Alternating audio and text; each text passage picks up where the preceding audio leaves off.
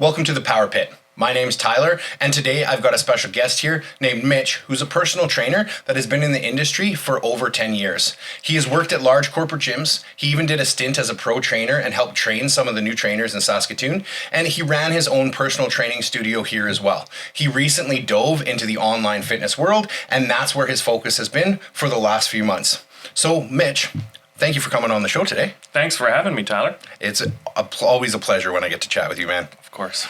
So, what I want you to do is help us out with where you started. So, you got into the fitness industry, or what even led to the point that brought you into the fitness industry? So, I was always playing sports growing up.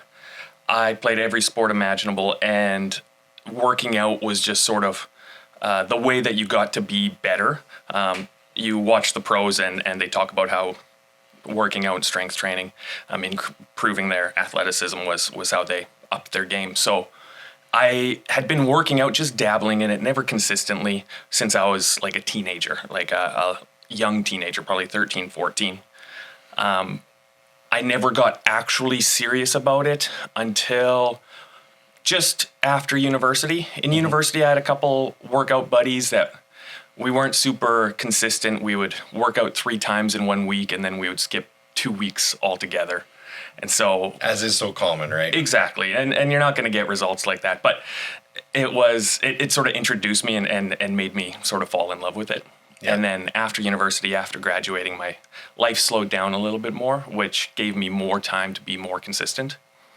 It was right outside of university. I moved in with my brother, and he was big in the gym. So I moved to Calgary, and I lived with him, and we would go to the gym 4 days a week. Just, that's what he did, so I followed his routine. Gotcha. And that was brother rivalry thing going on exactly. Too? And so he was always bigger, stronger, more handsome, smarter. I doubt that. Straighter teeth. He's the engineer. I'm the meathead. So I looked up to him. So of course I was going to follow his routine. And that was the first time that I was consistent and actually took it seriously. And that was the first time that I actually saw results, right? So what kind of results were you going for at the time? Well, I grew up, I was a skinny kid. I was a toothpick growing up. And I think when I graduated high school, I was like 130 pounds. When I graduated university, I think I was only like 150 pounds. But the same height. I'm 6'1". Yeah. 150 pounds. I was tiny. So, of course, my initial goal was always just to gain muscle, just to thicken up, one day maybe, become ripped and jacked, but I just needed to add some weight. That was the first goal for sure. Gotcha. So you wanted to add some weight, you ended up doing that, and then what kind of sparked you into wanting to get into the fitness industry?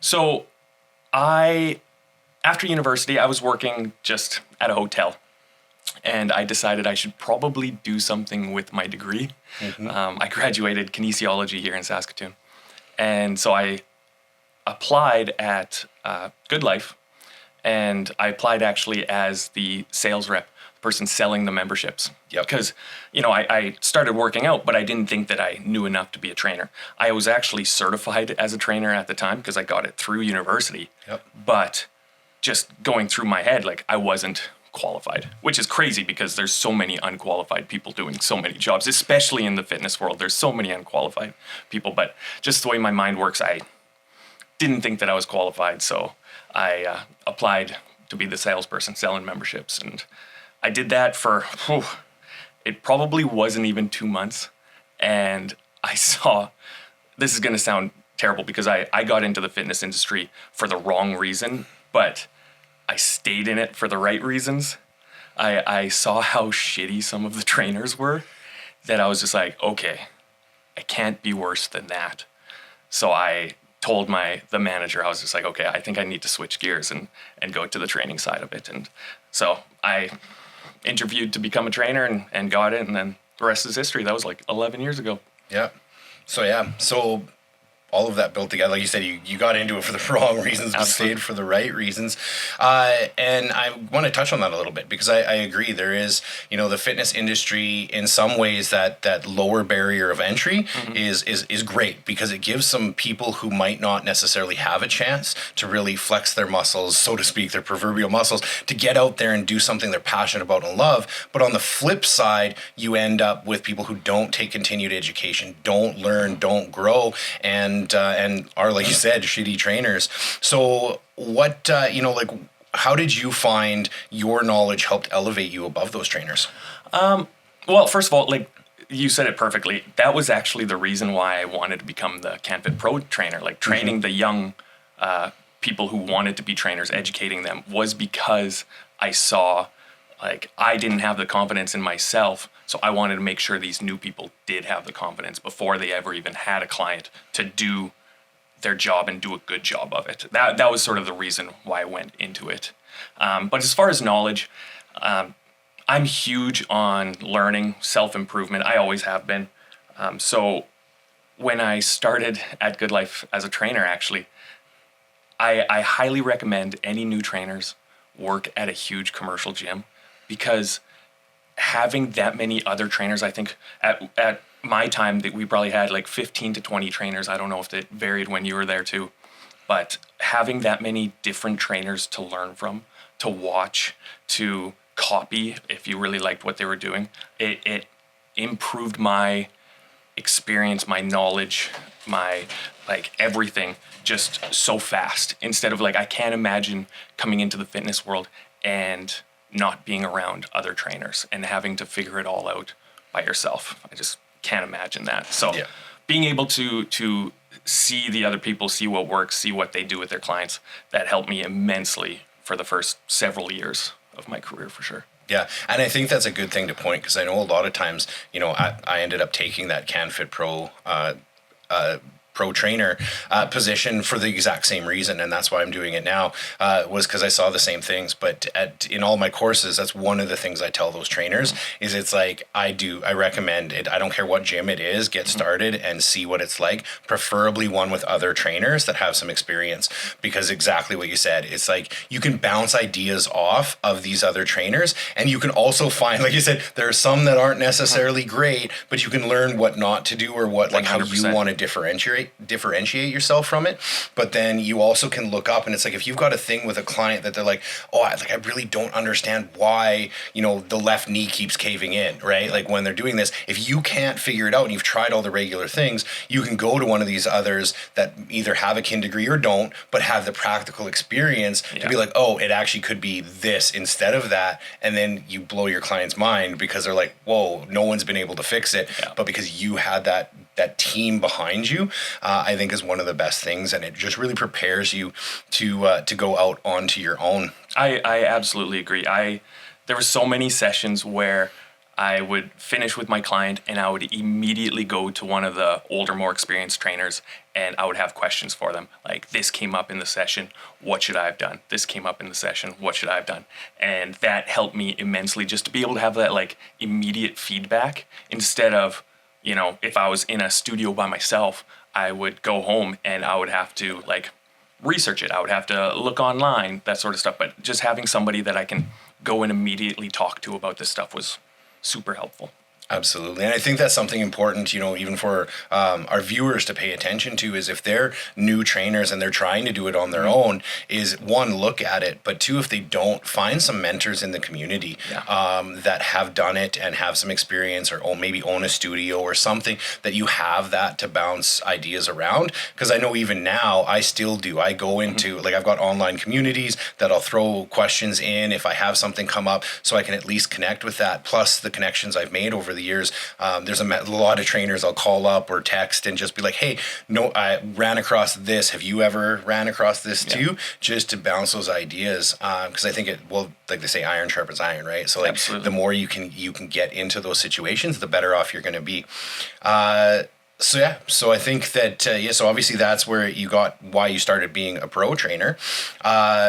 But then to jump along in that journey, you ended up opening up your own personal training studio for many years. Yeah. So talk to me a little bit about that. What brought you there and how did it go? And So I left the big commercial gym and I rented a couple spaces around the city, just running my own business, which was different, right? Coming from the commercial gym where I was just a number and I got handed clients, now to having to run my own schedule, make my own schedule, finding my own clients, doing my own financials. It was a huge change, but it was good. I really like it. I'm the person where I want to control my destiny. Yep. So that was sort of the next evolutionary step. And then Heidi, my business partner, we decided she had just finished massage school. So she was a registered massage therapist as well as a trainer. And she needed a place that she could do both because she was driving back and forth from the gym to the massage clinic every single day. And so she wanted a place that she could do both. I wanted my own space. So we combined and we decided we're going to do it. We're going to open BioMechanics. And that was, 2017. Yep. That was still to this day the thing that I'm most proud about in my life. 100% is opening that facility and being able to run it for 7 years. We went through hardships. We went through downtimes. We went through COVID, right? Like that's one of the hardest times. Yeah, I was about to ask what one of the hardest times was, and I don't even think I have to. After remembering any small that. business knows that COVID was a killer, 100%. And ultimately, we did survive through COVID, but it put us sort of behind the eight ball, and we never fully recovered from it. And I'm sure there's so many small businesses, not just in the fitness industry, but any industry that can say the exact same thing, that COVID, even though like so many thousands of businesses closed because of COVID, but even if you got through it, it still just puts you like at a disadvantage. Whether that was you were paying rent for months that you weren't even able to be open, you weren't able to pay yourself, so your personal finances went down. It was tough, and we thought that we could climb out of it, and we decided that it was just enough was enough, essentially. So. Yep, and that definitely can happen. But I think one of the key things with that is you weren't just out, right? Like you put the effort in to keep it going to where you could, but then you realized that you needed to pivot, right? And I think that kind of leads us to where you're at now is pivoting. You didn't leave the fitness industry. You didn't get out. You didn't say, no, it's too hard. No, we can't do it. You ended up pivoting things. So now you're able to enjoy some downtime and spend some time with your dog, Annie, right? Absolutely. But also do what you still love and have a passion for. So talk to me a little bit about that pivot onto online, because it scares me, right? I've been a one-on-one trainer for so long that, that complete pivot is hard because like we talked about, it's like, I'm going to pass it to you. Yeah. You talk about the hardness, how hard it was, as well as how you've made it a go. So it's definitely a huge change, for good and bad. But for me personally, I was a good one-on-one trainer. I'm personable. I can get along with clients, but that's not my strong suit. It just never has been. I was just always good enough with my clients, communicating with them. I'm very empathetic, but just being in the room with them. So switching to online was actually a good one for me because I find that program planning, progressions are sort of my strong suit. So less face-to-face and more just planning from the background has really suited me really well. So I'm very fortunate, but not everybody can be that online trainer, which baffles me that there's so many of them right now because the difficulty that I've had, and it's like suited to my strengths, that how is there millions of them out there that seem successful. I'm sure not all of them are, but it's Well, it's that's the crazy. problem with the social media world right now, right? Is it's really easy to portray that you're successful and Absolutely. making a go at it when really you're renting things and bleeding money, right? Yeah. Like, and the costs just to make it look like you're successful. But seeing as I brought up social media, how do you find social media plays into online? Because obviously they kind of go hand in hand. Yeah, it's it's weird. I've never strived for a big social media following. When we ran BioMechanics, we always posted on social media. We would post 3, 4, 5 times a week, but it never really grew. We got up to maybe 700-800 followers, which is awesome because majority of them were clients of ours or people around our neighborhood, people that could actually, support us. Instead of just random people in random places that it doesn't really matter if they follow you. So switching to online, I've had to make more of a focus on it, which has been challenging because in order to be successful online and on Instagram specifically is you have to post every single day. And I'm sure you're the same where sometimes I just don't have ideas, right? Sometimes I'm just like, I don't know what to talk about today. And so one thing that I've found that's helped me significantly is batch making posts beforehand. I'll batch make a full week of posts on like Saturday or Sunday and plan my entire week out and just think like I'll go through my conversations with my clients and just see the questions that they had and take those questions and make it into a content topic essentially. And so that's helped me significantly. As far as social media leading to my business, it hasn't really super lots. I'm super fortunate that I have had so many supportive clients that have stuck with me. My longest client has been with me for like 9 years. They followed me from Good Life through the rentals through BioMechanics. Yep. So I'm very fortunate to have these awesome clients that have stuck with me. And honestly, I've gained a handful of clients from social media, which is fantastic. But I would say 75% are clients that I have just kept. And I think that's the best way to build a personal training business is keeping your clients happy, right? You don't have to look for clients as many times, as much. Absolutely, man. And I think that's a really important note is, that it's social media, people put such an emphasis on it, and you do. There's branding, there's awareness, there's just being visual that people can see that you're out there doing something. But it was similar when I went out on my own and started doing the one-on-one is I knew the one-on-one training I'm good at. I can kill it at that. I have clients, that want to work with me, and it was that referral by mouth, that word of mouth that really grew it.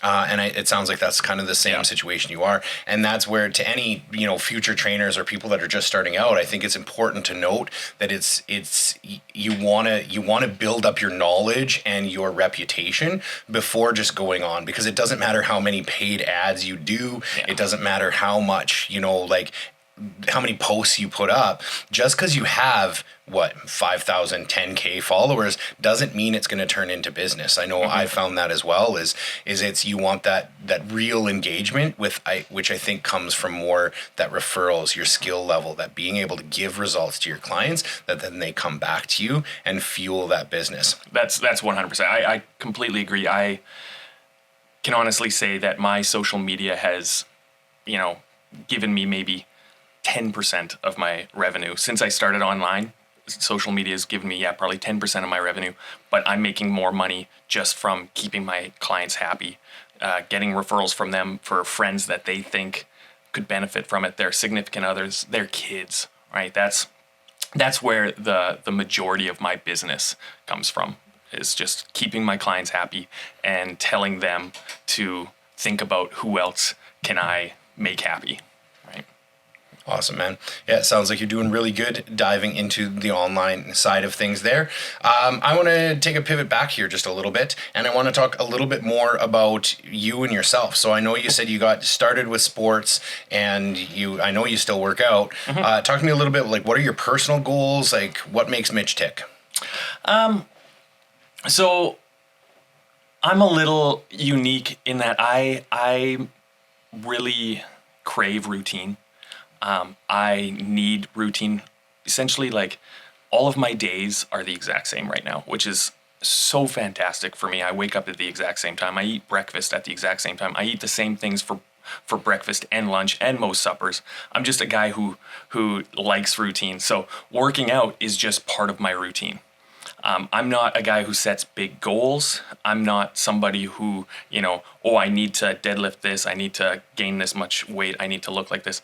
I just know that I feel and I work better, and my mental is way better when I work out. So I just know that it's part of my schedule. So my workouts are scheduled throughout the week, and they're just always running in the background, essentially. Okay. Awesome, man. And so with that, obviously it's stay fit. Sounds like what your main goal is right now. Yeah. What are you currently doing? Like, what do your workouts look like right now? So I'm working out 4 times a week right now. I am doing an upper body, lower body split. So 2 lower body workouts a week, 2 upper body workouts a week. For me, that with my schedule, that just works really well. 4 workouts a week, that's one of the best splits that you can do. They're honestly like 40 to 50 minutes long.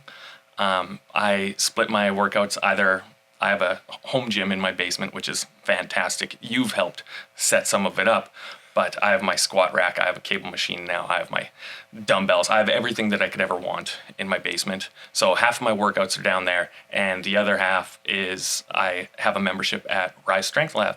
Okay. So I love supporting the boys. Hey, shout out Rise Strength.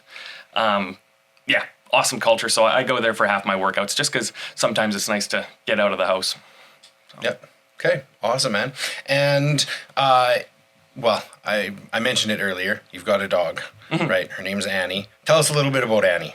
So Annie is the love of my life. 100%. She is the love of my life. She is what brings me joy and sunshine and rainbows. She is the thing that wakes me up in the morning. Every single morning at the exact same time. I don't even set an alarm anymore. People are going to get mad at this, but I wake up at 8:30 in the morning every single morning. With Annie, she literally jumps on me and stands on me and tells me, "Hey, Papa, like it's breakfast time. Time to go. Yeah. Get your shit together. Let's go." So yeah, Annie is what wakes me up every single morning, and she's the reason. But she's also something that brings me a lot of structure, which, like I said, I crave. So waking up at the same time, we do a morning walk every single day. We do an evening walk every single day. 20 to 30 minutes, both walks. It's just something that brings me closer to her, but also something that is super beneficial for me. So if you're looking for a reason to start walking more, guys, get a dog. They'll force you to walk more. They definitely will. I've got 2 of my own, and they keep me on my toes, right? I make sure I get my walks in every day. Even if I don't feel like it, it gets me out of bed because I'm like, well, I got to. Although usually I'm already out of bed because unlike you, I don't get to sleep till 8:30. I'm usually up at 5 a.m., as is the grind with the online clients because I work when other people don't, versus the online where you get a little more freedom, which is awesome. Great, man. So a little bit more about yourself. Like, what is it that you like to do? So one thing that I find a lot of people do when they are deciding to take on fitness, where they're just like, okay, I need to start working out, or I just need to focus on my health, is they make fitness their entire personality, or they make it their entire character, which is something that I've never strived to do. I am obviously a personal trainer. I run my business as a personal trainer, as an online strength coach, but that is not my life. I obviously work out, I stay fit, I stay active, I take care of my body, but those are all things that just go on in the background. From building these habits over years and years and a decade. So my life is more about things that I enjoy, and that is hanging out with Annie, watching football. Fantasy football is probably the 4th most important thing in my life right now. So you like football, hey? I like football, yeah. I don't think we could notice there with the walking in with the jersey, hey? Yeah. Who Day, Monday night game tonight against the Commanders. Go Bengals. Yeah, so it's just one thing that I chuckle at sometimes is I see so many people do it, and they say they want to make a commitment and they want to, change their life. And so they make fitness into their entire personality, Yep. where everything like revolves around it. And I don't think that people need to do that to see huge health benefits, right? Fitness should be something that it never leaves your life, but it should just be sort of always running in the background. You should just always be getting your workouts in, should be eating well, but it's not something that should be, taking away from the other stuff that you really love and enjoy. So that's something that I've always strived for, is sort of that life fitness balance. And I'm sure that you could probably say the same.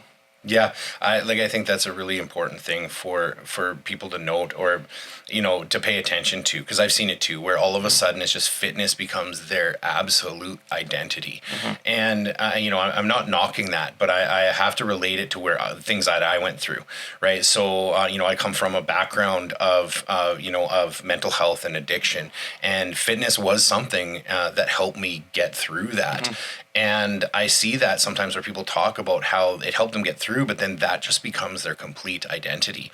And again, like I said, I'm not knocking it. We use the crutches where we need to use them, 100%. But it's also one of those things where I think clients relate to the fact that it's like, we didn't dwell there. It wasn't just all of a sudden fitness day in, day out, nonstop, that sort of thing. It's like fitness and exercise and working out is a tool to help us do the things we love, to be able to, play the sports we like to play, or get out, play with family, get out with our dogs, get out with our, whatever it is we need to do without the pain, without the injury, and without feeling like, oh no, I'm getting too old. And we can't outrun the clock. Yeah. But I know that's one thing that's important to me, is the fact that it's like, as I'm getting older and as I'm starting to age, I'm finding fitness is making it easier. And there are people that are my age or even younger that are talking about how sore they are and how tired they are and how they're achy and they can't do this anymore and that anymore. I don't want that. Yeah. I want to keep going for as long as I possibly can. So when it comes to your clients, what kind of ideal client are you looking for? Like, who do you like to work with? I like to work with people who are, busy, that want to make their health and fitness a little bit more of a priority. They are people who know that they should be doing this stuff, but just maybe need the guidance to help them along the way, right? They need to be a little bit self-accountable, because I can't walk into your house and make you work out, but I need you to be able to, actually go into your basement and do your workout, or actually drive to the gym. But it's just people who know that it's important for their mental health, their bodies, their future, to get strength training in. So I deal with anybody who, knows of its importance. Awesome, man.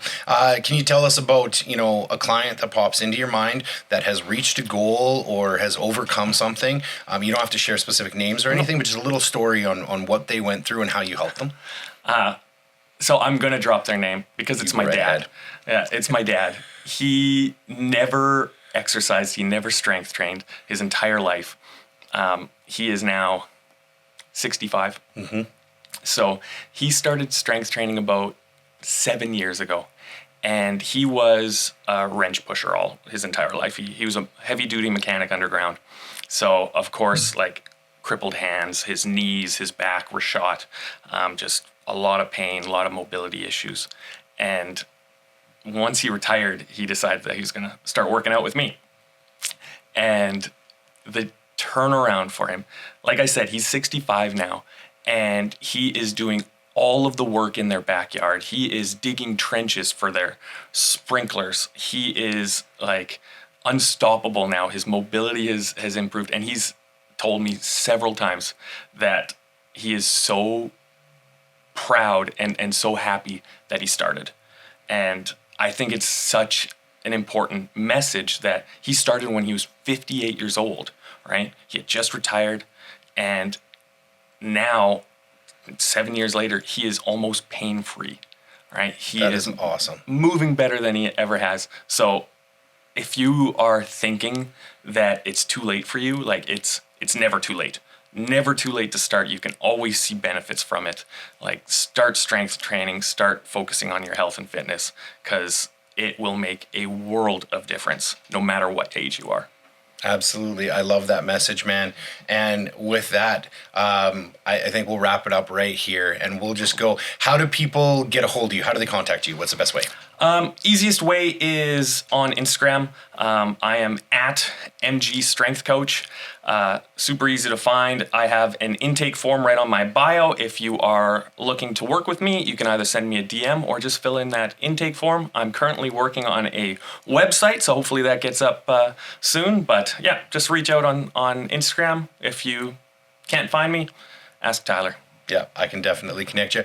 With that, you just released a book too that people could purchase, right? Oh yeah. So I made an ebook. It's a nice, easy read. It is everything you need to know about building muscle. It goes through the entire process, from reps, sets, all the way to nutrition and the science behind how it happens. It's got a bunch of science articles that are cited in there, so you know that it's good stuff. If you're looking to read it, just reach out on Instagram and I'll send it to you. That's awesome. Thank you so much for coming in today, Mitch. And to all our viewers, just like you saw from Mitch's story, it's never too late to change your story. You can get started at any time. And if you would like to make that step today, you can reach out to myself at PitFitSask, or as well, you can hit up Mitch, and we will help you reach your goals and help you change your story.